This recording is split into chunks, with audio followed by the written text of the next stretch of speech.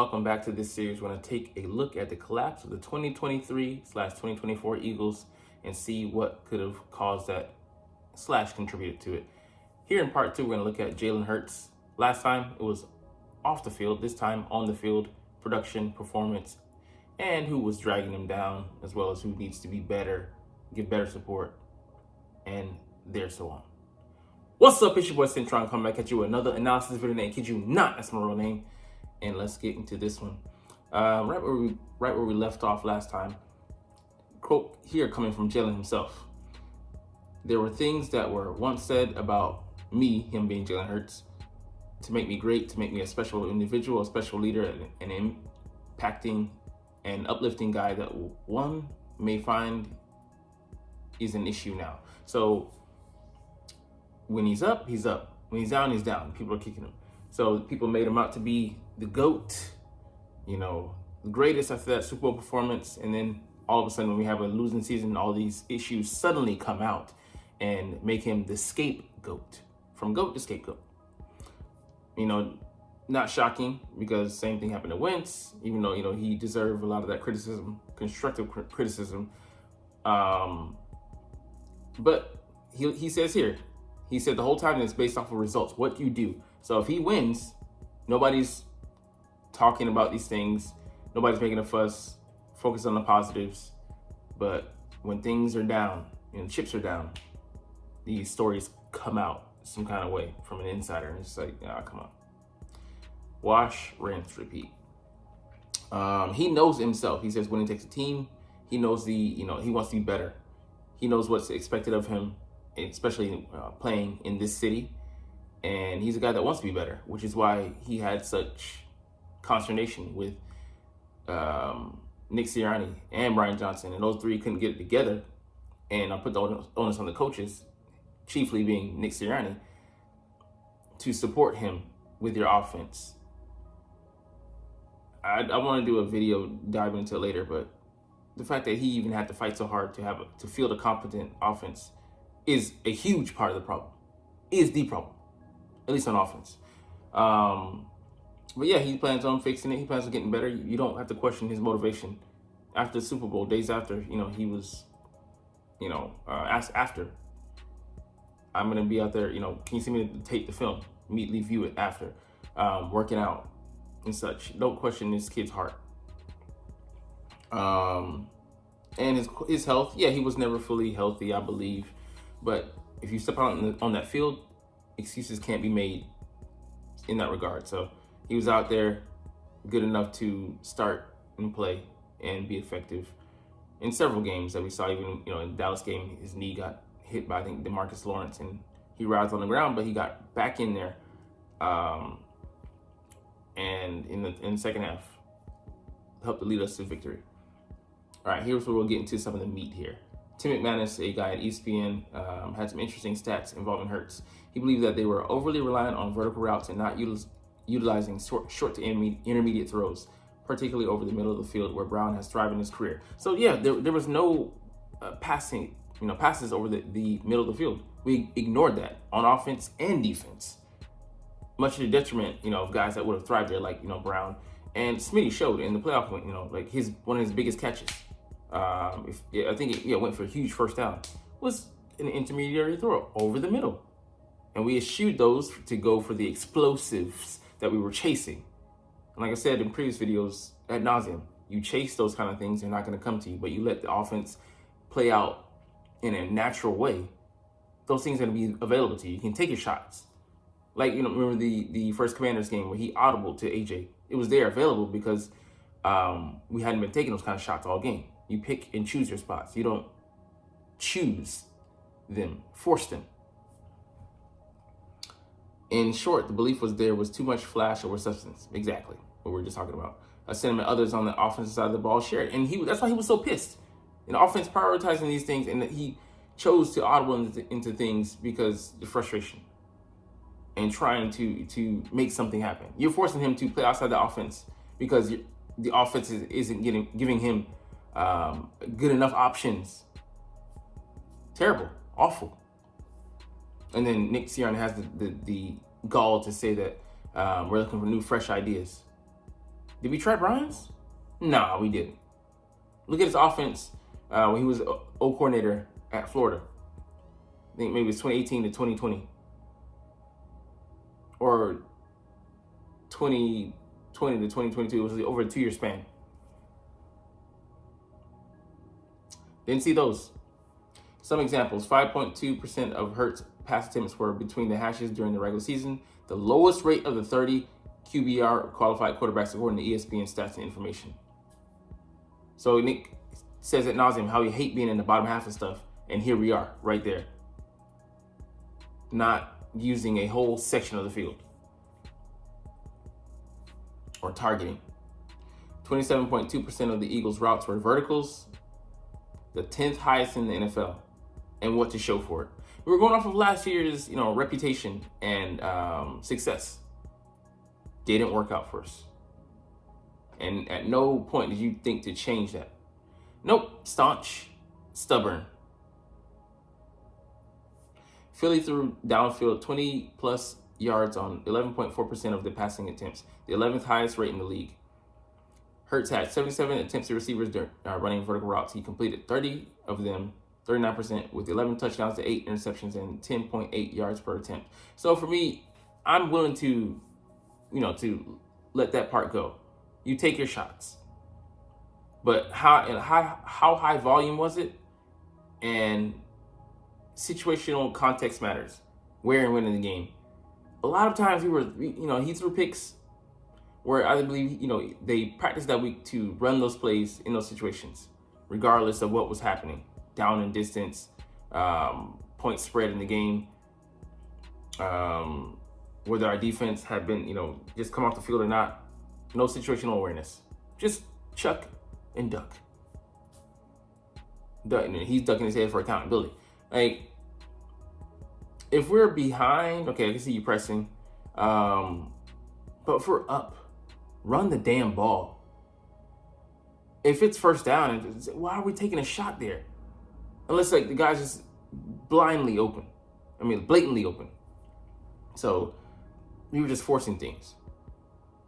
So yeah, Hurts last year diametrically opposed to the guy he was this year.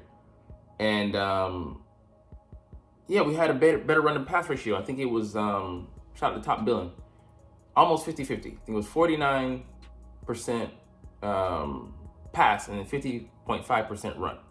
So striking an excellent balance. I don't even have to look at the numbers this year to know it was way out of whack. I know we were probably easily in the 60% range as far as passing game goes and then running game. Swift, we didn't take advantage of him, not in the least. Majority of games, and he still cracked 1,000 just because we gave him enough after he had an explosion over the first 2 out of 3 games. He didn't even play him in the first. So the biggest gripe about Hurts internally, according to a multitude of sources, is that he failed to get the ball out fast enough this season. Wasn't on him. You got to give him some options. When you send 2 men out in a route, and it's slow developing plays, and he's waiting for them to get open, and there's not a check down, nothing over the middle, no blitz beaters, no hot routes, no adjustments. What the fuck is he supposed to do, man? What is he supposed to do?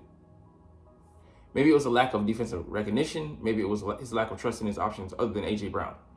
Or maybe his lack of trust in the offense itself. He held the ball longer in 2023 than he did in 2022. 3.11 seconds, which, 42nd out of 45. See, John Mullen, he got worse each season. Last season, it was 2.86.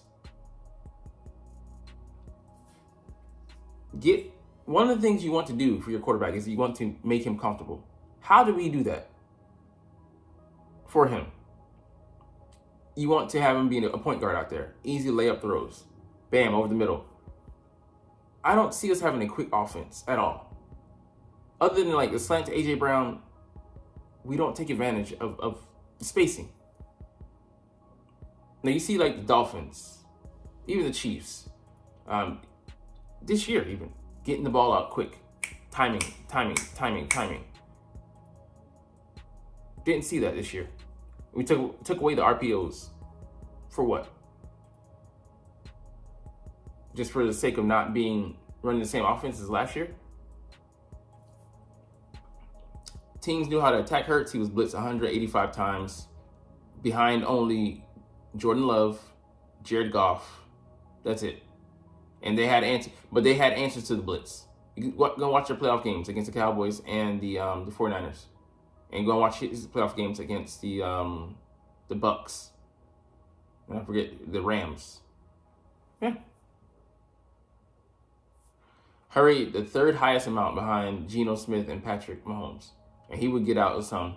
And of course, he had some answers. And Geno even had answers, in Jimmy Smith. Compounding that, the Eagles faced more zone coverage on the early downs in 2023. Hurts was more hesitant. Yeah, I mean, some of the looks they were throwing us early in the year, we didn't seem prepared for them. And we weren't willing. Yeah, if they're going to play zone, nickel and dime them to death. What do? Play right into their hands by good chasing explosives. Just like Hurts, I get he has to make better decisions, but when you're giving him poor decisions, it's like, hey, Biden or Trump.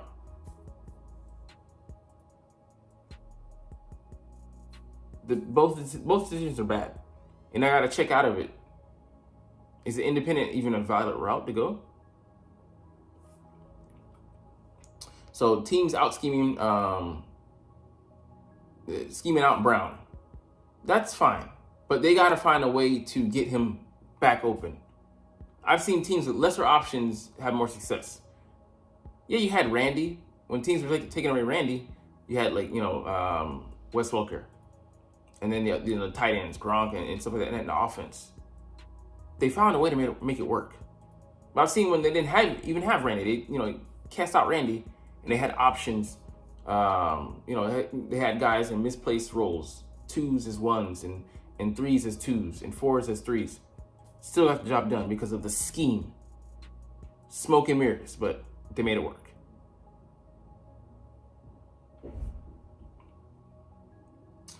Yeah, I get that Brown is dynamic, but he shouldn't, in his absence, shouldn't cause a collapse to that degree. You still had Smitty, who balled out, and you don't have you can't take advantage of the other guys, the attention that they're allotting him, or just general spacing. You still had Dallas Goedert. Inexcusable, man. Inexcusable. Flat. Yeah, the offense fell flat. It was flat for most of the year. A soda with no pop in it. Yeah, I get that, last year was an anomaly, but that doesn't factor. Okay, anyways. Hurts is not a pure thrower. It is a part of his game that needs constant attention, and he knows it. He wins with the combination of his legs and his arm. Yeah, we get that. But he had some of his better games when he was pocket-based, when he was physically compromised this season.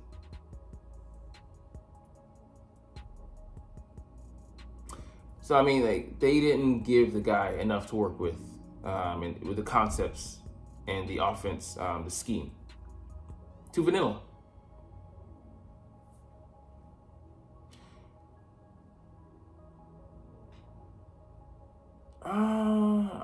No, I refuse to believe that. Throwing down the middle of the field is not his skill set. He can do it. The offense couldn't do it. There's a difference there.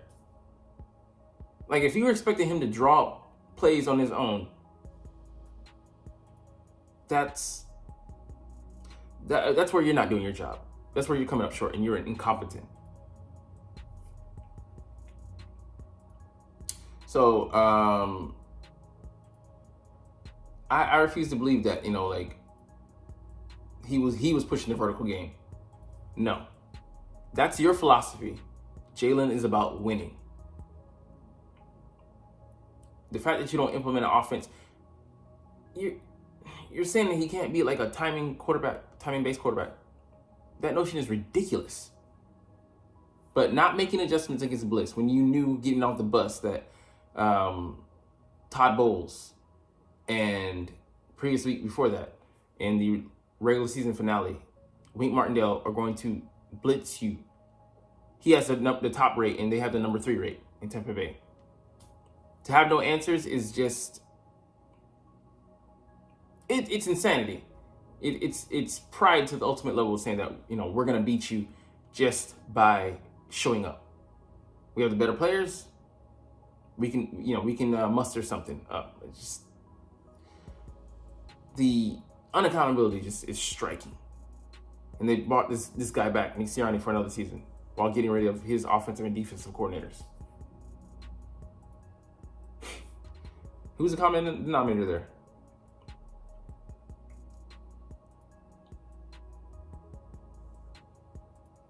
So that was not Hurts' fault. I agree. Hurts was left scrambling, no time, and waiting for somebody to get open, which is what we covered. We've been saying since the beginning of this article.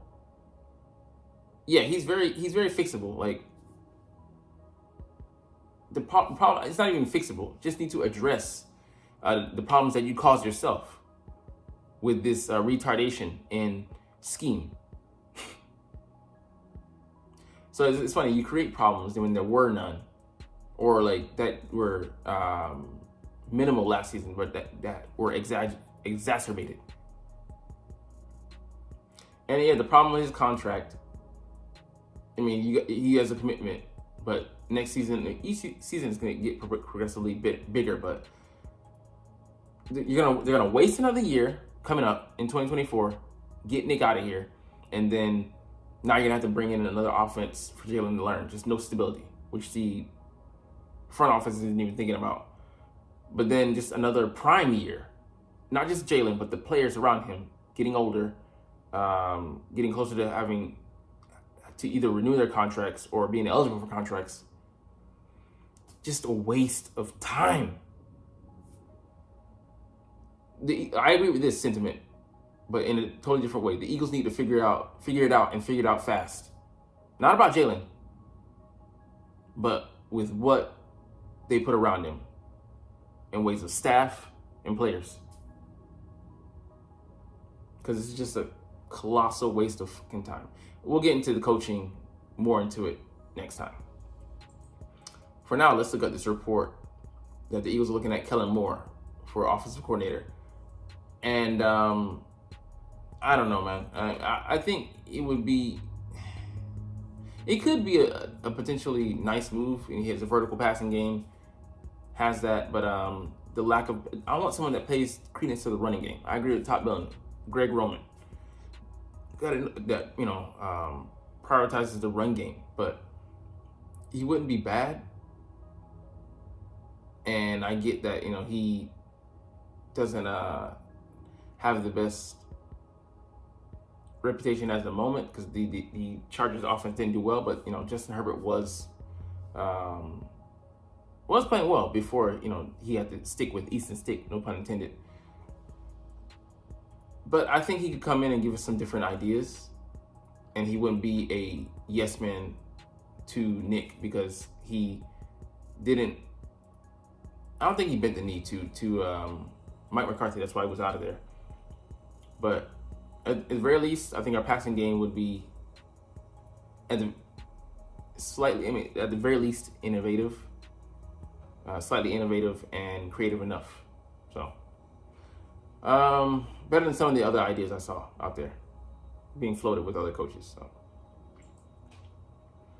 All right, and last up here, Jason Kelce's injuries limit his Pro Bowl event options. So he's got issues with his fingers, one finger that's not even really usable.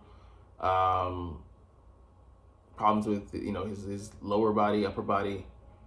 So I mean, this is causing the question for me, like him wanting to come and play another year. Things that we didn't even know about on the injury report. So MCL sprain.